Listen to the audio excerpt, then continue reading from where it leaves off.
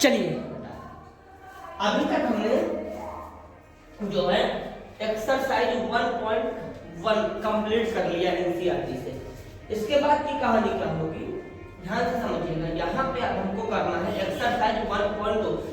तो जैसा हमने पिछली एक्सरसाइज में पहले बेसिक चीजें समझी थी, फिर हमने एक्सरसाइज कराई। हाँ, उसी तरीके से यहाँ पर भी पहले हम सब क्वेश्चंस के कंसेप्ट को बहुत ध्यान से समझेंगे, इसके बाद फिर हम लोग आगे बात।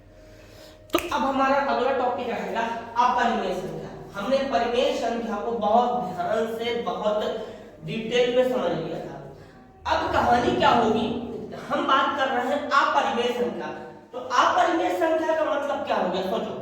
पहले हमने बात किया था परिमेय संख्या। तो परिमेय संख्या का मतलब था ऐसी संख्या जिसको हम p/q के रूप में लिख सकें। हाँ, यहाँ पे हम बात कर रहे हैं किसकी, अपरिमेय संख्या। तो अपरिमेय संख्या का मतलब क्या हो गया, तो ये उल्टा है। जब ये उल्टा है तो इसकी डेफिनेशन भी क्या हो जाएगी, उल्टी हो जाएगी। परिभाषा इसकी उल्टी। परिभाषा हम क्या बोल सकते हैं, हम बोलेंगे ऐसी संख्या जिसको p/q के रूप में ना लिखा जा सके। ऐसी संख्या जिसको p/q के रूप में न लिखा जा सके। p/q के रूप में न लिखा जाने से मतलब ये है कि देखो हमने जब परिमेय संख्या की परिभाषा पढ़ा था परिमेय संख्या की, तो परिमेय संख्या में हमने बोला था ऐसी संख्या जिसको p/q के रूप में लिखा जा सके और p और q क्या होने चाहिए, इंटीजर्स होने चाहिए। p और q क्या होने चाहिए, पूर्णांक होने चाहिए और इंटीजर्स होने चाहिए। हाँ, इतना हमने बढ़िया से समझ लिया था। अब बात करते हैं अपरिमेय संख्या की। इसकी परिभाषा तो मैंने आपको बता दिया, मैं जरा लिख देता हूं यहाँ पे। ऐसी संख्या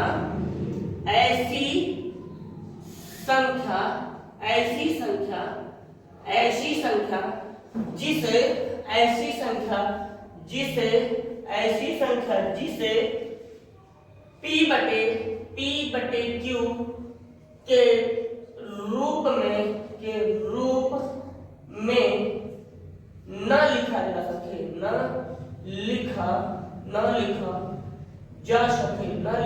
सके, ऐसी संख्या जिसे p/q के रूप में न लिखा जा सके उसे अपरिमेय संख्या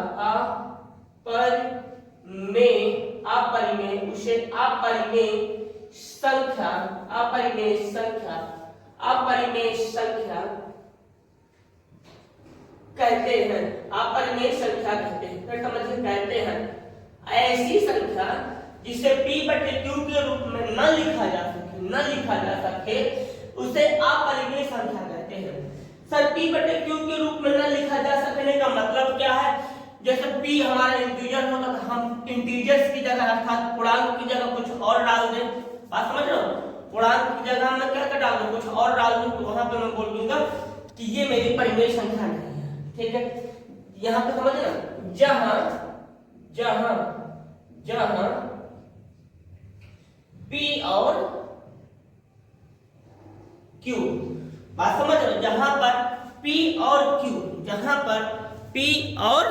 q स्टॉप हो गया था कैमरा, इस वजह से थोड़ा सा दिक्कत हो गई थी। ठीक है, अब शुरू करते हैं। देखो, ऐसी संख्या जिसे p/q के रूप में न लिखा जा सके अपरिमेय संख्या कहते हैं। देखो, जब परिमेय संख्या हम लोग पढ़ते थे तो वहां पे p/q क्या होता था, p/q हमारा पूर्णांक होता था, p/q पूर्णांक होता था।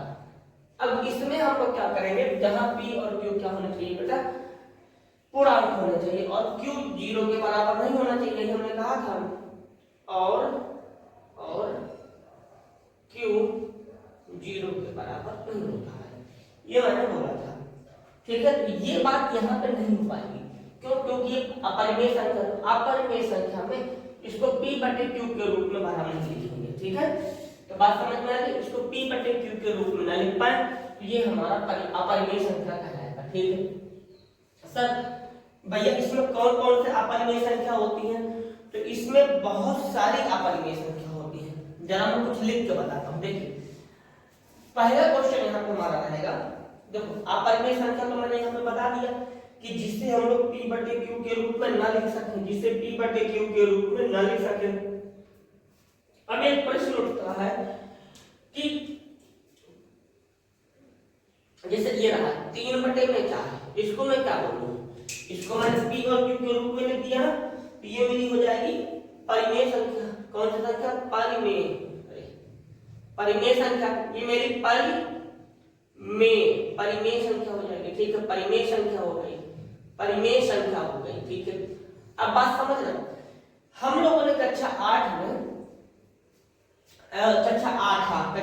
हम लोगों ने वर्गमूल और घनमूल यानी वर्ग और घन का चैप्टर पढ़ा था। अब उसी पे यहाँ लाने की थोड़ा सा जरूरत है। देखो मैं थोड़ा सा लिखता हूँ, देखो जैसे ये रहा, जैसे 1 है, 2 3 4 5 6 7 8 9 और ये हमारा 10। अभी मैंने इतने लिखे, अब इन सब का मैं निकालता हूं वर्गमूल। दिस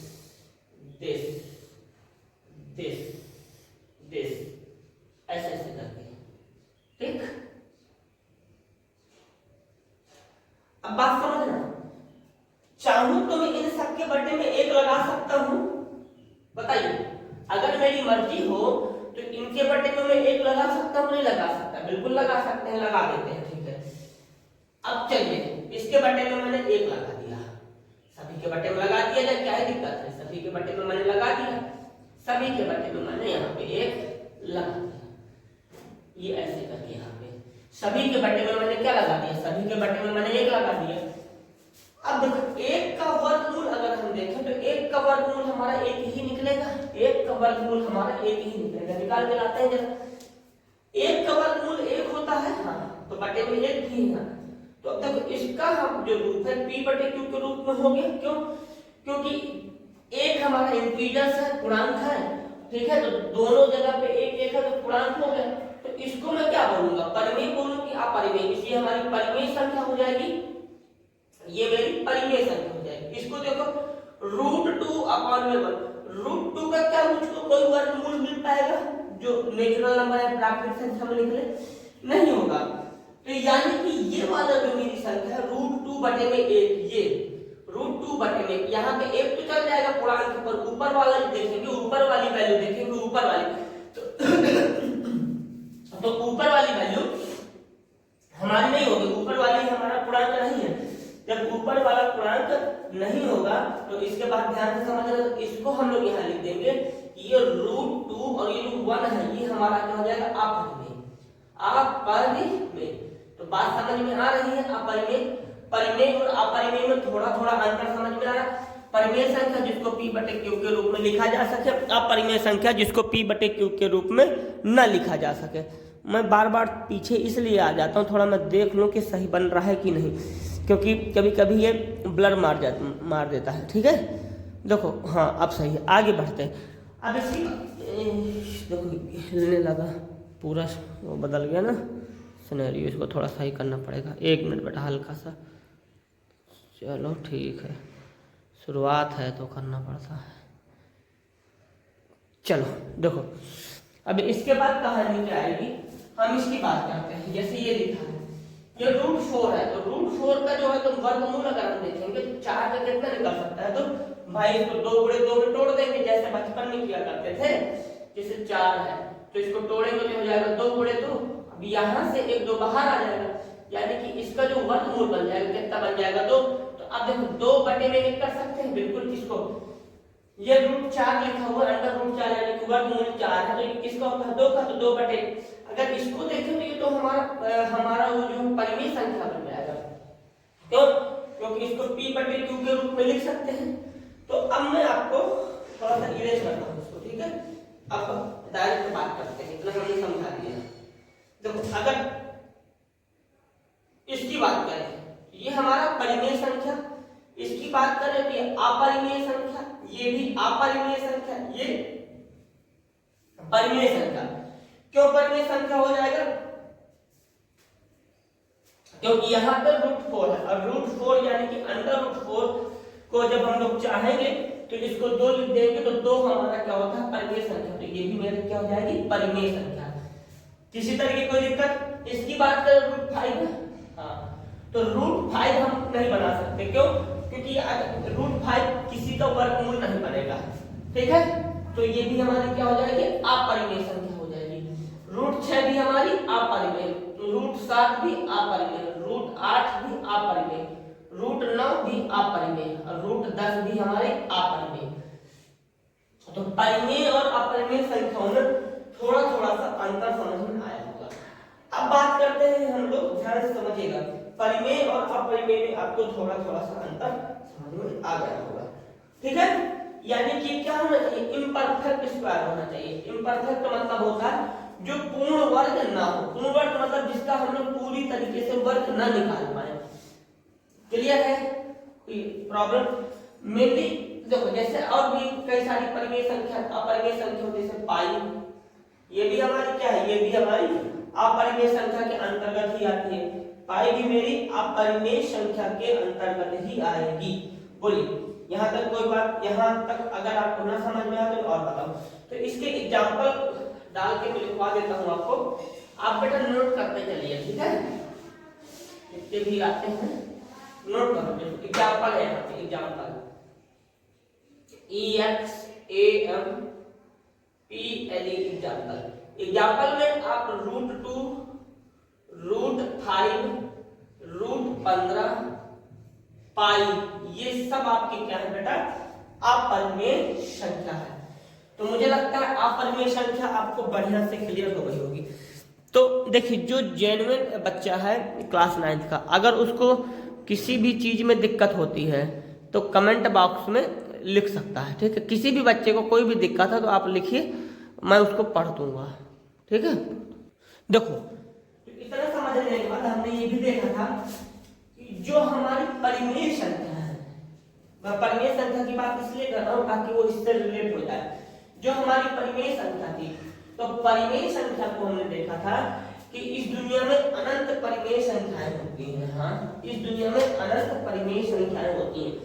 तो क्या सर इस दुनिया में अनंत अपरिमेय संख्या भी हो सकती है? इस दुनिया में अनंत परिमेय संख्या भी हो सकती है। सोचने वाली बात है, क्यों नहीं हो सकती है? देखिए भाई, ये रूप थोड़ी ना जाएगा, संख्याएं कभी खत्म नहीं होती हैं। तो याद रखिए कि अपरिमेय संख्याओं की संख्या कितनी होती है? अनंत। यहाँ पहला पॉइंट में लिखता हूं, इस संसार में अनंत अपरिमेय इस संसार में अनंत अपरिमेय संख्या होती है। अनंत अपरिमेय संख्या होती है। इस संसार में अनंत अपरिमेय संख्या होती है। अनंत मतलब समझ में आ गया ना, जिसकी कोई गिनती नहीं है। जैसे अभी मैंने यहाँ लिखा ना, कि इसी तरीके से आगे भी बढ़ता जाएगा। एग्जाम्पल में EXAMPLE एग्जाम्पल डाल दिया जाए तो √2, √5, √6, √7। अब सोचो ना कितना इस तरीके से बहुत आगे तक चला जाएगा। तो इस संसार में बहुत सारी अनंत परिमेय संख्या हो सकती है। अब बात करते हैं √2 की। तो मतलब सेकंड पॉइंट ये है कि परिमेय संख्याओं को हम लोग नंबर लाइन में प्रदर्शित कर सकते थे। बात सही है। परिमेय संख्या को मैंने आपको बताया था कि परिमेय संख्या को नंबर लाइन में प्रदर्शित कर सकते थे। हाँ, तो क्या सर अपरिमेय संख्या को भी हम लोग नंबर लाइन में प्रदर्शित कर सकते हैं? बिल्कुल, परिमेय संख्या को भी नंबर लाइन में प्रदर्शित कर सकते हैं और अपरिमेय संख्या को भी नंबर लाइन में प्रदर्शित कर सकते हैं। नंबर लाइन यानी संख्या रेखा। संख्या रेखा में हम लोग वास्तविक संख्याओं को प्रदर्शित कर सकते हैं। वास्तविक संख्या कौन कौन सी होती है? एक परिमेय और एक अपरिमेय। तो इन दोनों को भी हम लोग संख्या रेखा में प्रदर्शित कर सकते हैं। तो मैं यहाँ पे एक पॉइंट लिख देता हूँ, परिमेय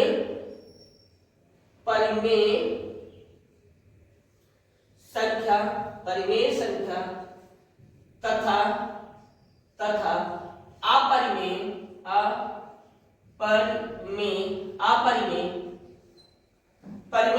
तथा अपरिमेय संख्या को हम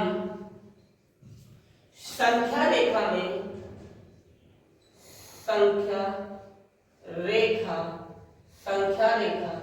में प्रदर्शित संख्या रेखा में प्रदर्शित कर सकते हैं,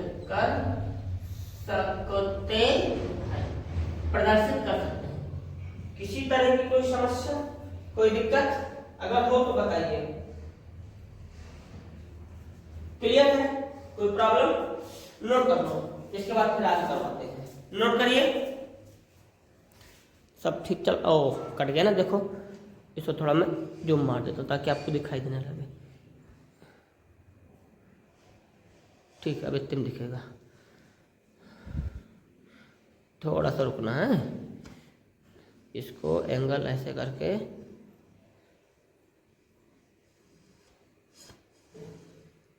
पूरा दिखाई देगा। ठीक है, और हल्का इसको ये